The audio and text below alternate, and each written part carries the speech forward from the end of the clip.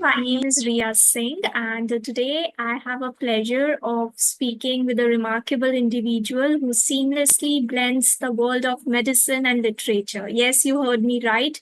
It's medicine and literature. So, Dr. Meghnad Yeni, a physician and an entrepreneur hailing from the vibrant city of Vishakhapatnam, has made the name of himself not only in the medical field but also as a passionate writer. So, after craving out a niche of himself in a medicine, he took a bold step, I would say, actually, a bold step into a literary realm with the release of his debut collection of short poems. So, welcome, Dr. Yeni. So, how are you, Doc? I am good, Ria. So, how is it? You're from Delhi, right? How is it over Delhi right now, the Yeah, situation? yeah, it's better. It's normal, I would say, thanks to the Okay. Indian Army. Yes, I think at this moment we should really thank them and have a word and regards for them. Okay, so let's start with the interview. So my very first question is to you is, what inspired you to write this book named Medical Metaphors? I mean, was there is a particular moment that you wanted to share with us? So no doubt, Ria, medicine is a very noble profession, and it's a very highly skilled profession too, and a profession that needs empathy and compassion. Okay, keeping these few important traits aside, we should say medicine is like any other profession. Okay, so somehow I'm not comfortable when people say doctors are equated to gods or divinity. Okay, because come on, we are just doing our job for which we are trained and paid for. Okay, so it should be like any other profession. We need to work hard, rise through the obstacles, fight against all odds, and we have to ultimately prove our mettle. Okay, that's how it goes.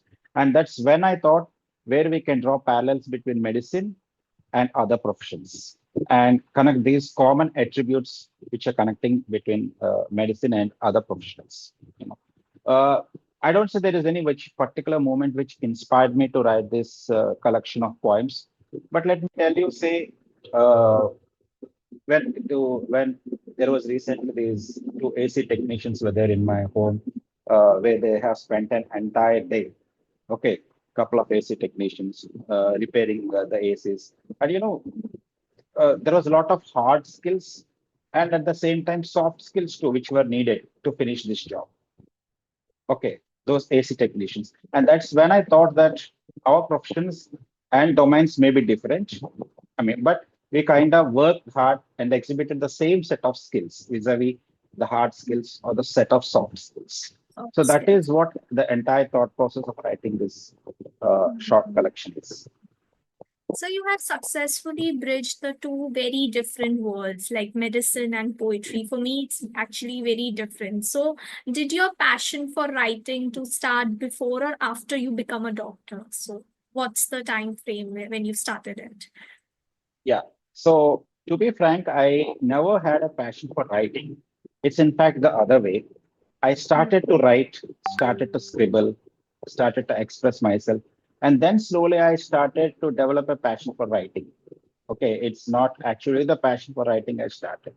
So when I was at school, I was writing a lot in the schools, though it was mostly some random stuff for fun and for leisure.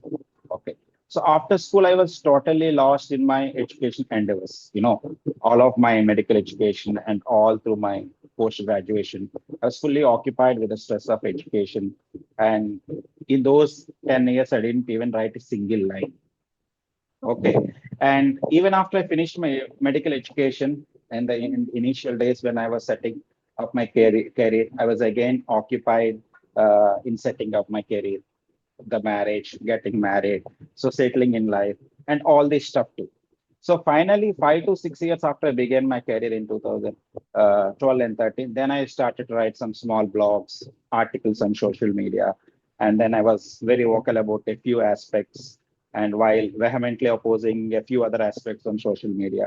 So it actually began with like a cat fights on social media. Okay, Oh, arguing with people and putting across my yeah. thoughts straightforward. So that is how it began. So Yeah. slowly and slowly, I became more regular writing my blogs on social media, and then I became more prolific writing on social media. Then where I started to find friends, fans, and even detractors too. for my writing Mm, style. And then mm. one fine day, I thought like, why don't I give a try writing a book rather than Writing. writing so much on social media, and Mm. not in the routine journals like romance, fiction, or storytelling, but in a genre which I best know, but that is medicine, and add a bit of poetry into medicine. Which is actually a unique thing. So, why do you choose rhyming poetry as a format to communicate these medical ideas? Because it's actually a very difficult ideas, I would say, and turning into a poetry takes a lot of, a lot of, I think, a lot of passion. Yes. So, maybe I think because being in medicine, studying those large volumes of textbooks, okay, Yeah. I developed a kind of aversion for volumes of pages or volumes of books. So literally, even I hate reading those volumes of books. Okay, those huge volumes, series of books. So they never really excited me. So my style has always been writing short, simple, and very straightforward, and in a more satirical way. Okay. And I always feel this is the best version to connect with people. Okay. Rather Yeah. than writing long essays. Of course, Uh, though there are takers for that style of description too. they For can able example, to if you see, relate, yes. like For margin is, example, if you see, yes. For example, if you see in my book, I describe gynecologists as feminine healers or yeah. obstetricians as baby pullers. Okay. Uh, So this style is very simple and relatable. Okay, rather than putting all my domain expertise into it and writing a long, highly demanding scientific article describing what an obstetrician and gynecologist does. So the entire idea behind this was to write something where people can enjoy reading, connect with the content, and something that can be read quickly. So in my case, I wanted that I wrote a book that can be read in an hour. So I want a book that can be read in an hour, not it takes days. So in the process of it, maybe we will lose active readers who will drop in the middle and they may not finish the book. So I'm that sure is the how Gen I Z start. will like it. Gen Zs will like it for sure because they want things to be done like fast, fast, forward, forward. So this is one thing True, which is actually liked true. by Gen Zs. Yeah, Yeah. so I have some other concept also. I write blogs too. They're all 1 minute blogs. So they're Oh. just 1 minute reads, a blog which can be read in 1 minute. So with that similar thought process, I wrote a book which can be read in 1 hour. So can you walk us through how you created one of your metaphors, like for example, the lung farmers, the so how you can, one of the examples that you can give. Yes. So yes, you are right. In one of my poems, I compared the chest physicians to lung farmers, the oncologists, the tumor tamers. Okay. Yeah. So so how it goes is, Ria, see, doctors don't just prescribe medicines. Okay. So they do a lot of interventions to the diseased part of the human body. Okay. Hmm. In a lighter sense, they might become plumbers working on your body one day, or they might become gatekeepers, they might become tailors, they might become architects or builders doing something with a subtle comparison, you see. So a chest physician, he does more than prescribing inhalers. Okay, so they examine, so they examine your lungs, they see how Hmm. they are affected, and then they suggest remedies to cure the affected parts with medicines. So something similar to what a farmer does with the when his crop is infected or infested with bugs or some pests. So that is how why I compare chest physicians with farmers, called like lung farmers, and similar, cancer specialist. Okay, he literally fights with the cancer. It's not only the patient who fights with the cancer; it's also the doctor also who, along with the patient, fights with the cancer. Right. Hmm. So giving hope and healing. And when you see cancer, that's as ferocious as a lion and that spreads as rapid as a cheetah. Its cancer cells spread so fast, as Hmm. rapid as a Exactly. cheetah.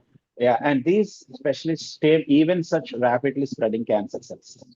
And Hmm. that's what I meant by calling cancer specialists as tumor tamers. So they literally tame those cancer cells which are as wild and rapid like wild animals.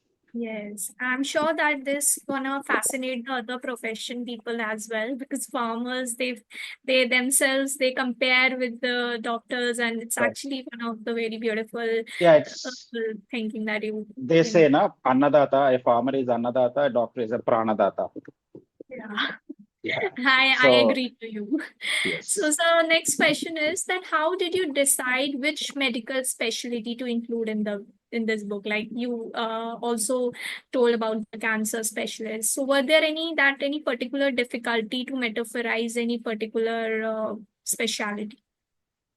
Yeah, so I wanted to include almost every specialty, which, of course, I broadly covered in the book.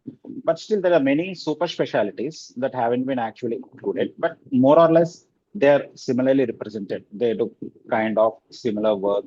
So I have included all the common specialties. Okay, but I would say every specialty, I mean, was difficult to metamorphose, not just a single specialty, because here we are comparing a clinical competence skills of clinician with an Mhm. accurate skill set of some common profession. So Yeah. it was very difficult to draw that line, draw that metaphor or comparison. So saying so, it was difficult for almost all, but particularly I know if you see, I had some tough time in finding some comparisons with, say, microbiologists or pathologists. So they do very little kind of clinical work where you can compare with uh, the common professions. So they are usually the behind the screen people. Okay, so they do a lot of things under the microscope.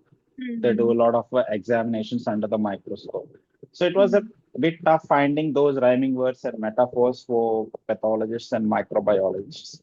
But more or less, like I could somehow finally draw some conclusions for them.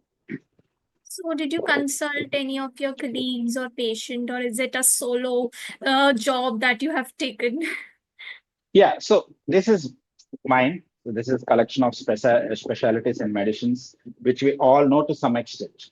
Okay, so we all know. So even like I mean, you have a fair idea of what an orthopedician does, what a gynecologist does, what a cardiologist does. So it's more or less the same, but this is more of adding poetry into what we all know.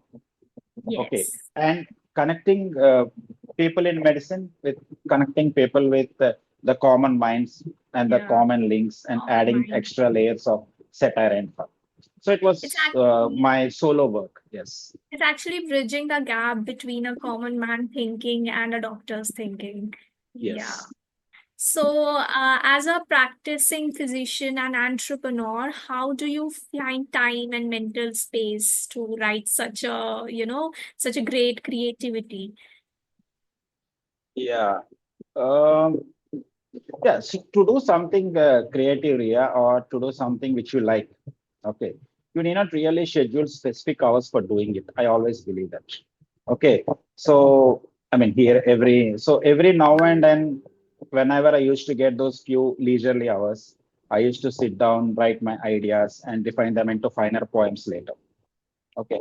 And most of you who you might be have interviewed and spoken to a few other authors, writers too previously, you might have heard this one very common thing what writers do.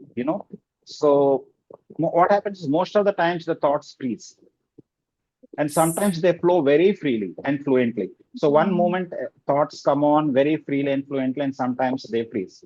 So whenever these thought processes were very free and ideas were coming, I used to sit and write down in those moments when my mind was overflowing with words and thoughts. And then later I used to refer this. So other than this, I don't think I haven't adopted any specific technique or method to finish this. And let me tell you, I always tell this to most of my colleagues and my friends also. Too. When you love doing something, you will feel even 24 hours isn't sufficient. You feel like, well, it better I get some extra time to do this. So I may get an extra hour to do this. So, and it's the other way around if you do something without actually loving it. So you feel you have a very long, tiring day and very long, boring day. Mhm. Got it. Got it. So, how have your colleagues and patients responded to that book? Any reactions that surprised you? Uh, yes, frankly speaking, most of them doesn't even know that I write. Okay, okay. I So guess you should tell them they will love you as a doctor. yes. So, but one biggest surprising question most of them asked me was like, when did you get all the time to do this? So when do you even have time to do all this, to do all my points? Because I have a very hectic schedule, like from morning 9 a.m. to literally from night up to 10, 11, I'll be keeping on working. So they ask me always like, when did you get? So yeah, as I told, it's when you love doing something, you will always make time to do that rather than giving excuses to avoid that. Okay. So feedback, yeah, it's just been a few days. Those a few people have read the Kindle versions too, and many readers actually love the idea, the basic Yeah, idea of which is something very different and a unique yeah. perspective. Yeah, Nobody without have chosen this idea so far. I yes, have never with gone through this before. yeah, without the usual romance or the fiction kind of stuff. And as I said, it's something which can be finished in hour. I tell this to people who have asked me like, why should I read this? What is the content in this? I said like, it's something you take a pizza. So before you finish your pizza, you can finish this. Okay. And to add more ironically, and the cost of the book is half of what you pay for pizza. And that too, you have learned a lot from it. So, which is Yes. something you can't get good So calories from pizza, but you get good calories from the book. yeah, good information, knowledge, and everything.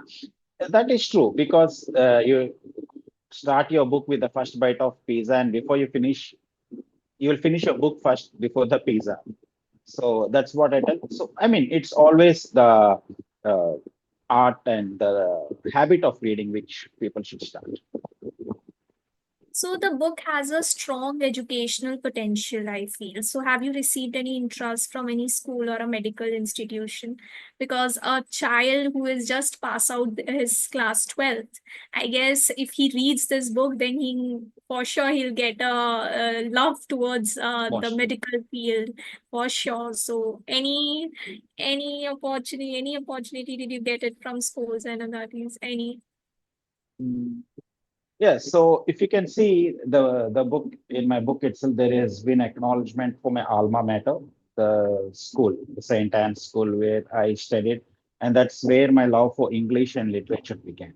Okay, and as I'm going to proudly present this to my alma mater and my teachers, of course, and the staff that not only shaped me but who still encourage me and still support me. I have also shared this my journey so far with all the professional bodies or institutions that I am associated with, and they were also excited to see, rather than the content of the book or something, but they're excited to see one of their colleagues becoming an author, writing something, publishing something, and definitely they're sure to spread this word among schools and institutes in the locality.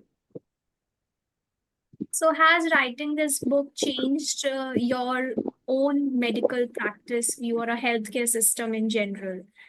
Like your point of view, your views on medical Okay. practices? See, as I said in the beginning, I always thought and believed medicine is like any other profession. I'll be a very high moral ground, and of course, additional life-saving responsibilities which doctor have to carry on. And people shouldn't look at doctors as divine or very heavenly. Okay, so it should be seen as any other profession, and at the same time, doctors also should equally respect every other professions. Okay, who work with this same commitment and responsibility. It's not only the doctors are only working with commitment and responsibility. Every other profession is there out there who is working with the same responsibility and profession, and that's how I view it, and how I preview other professions, and how I wish the society should look at doctors. So, sir, this is the interview. It's a lovely talking to you, and I have actually learned a lot of things from you. It's like a doctor who have a love for the medical profession and wanted to just create an awareness about medical profession in simpler languages, like poetry. And it's lovely talking to you, sir. Thank you. Have a great time. Thank you, Ria. It was lovely talking to you too. Thank you.